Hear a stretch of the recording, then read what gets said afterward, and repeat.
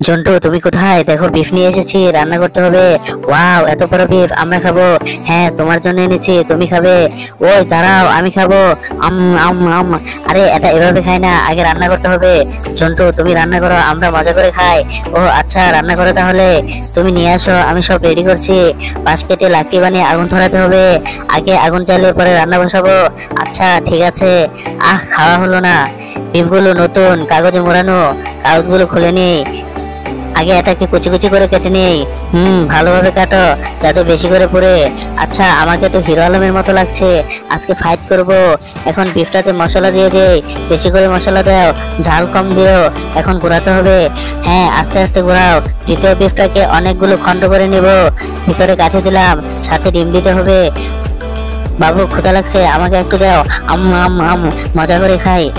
এবার ডিমে চাউলের গুঁড়ো দিয়ে বিফের সাথে মিশিয়ে দিলাম। ভাজার জন্য কড়াইয়ে তেল ঢেলে দেবো। গরম তেলে বিফ ঢেলে সকল বিফ ভেজে নিলাম। এবার আরেকটি মশলা তৈরি করে বিফে দেব।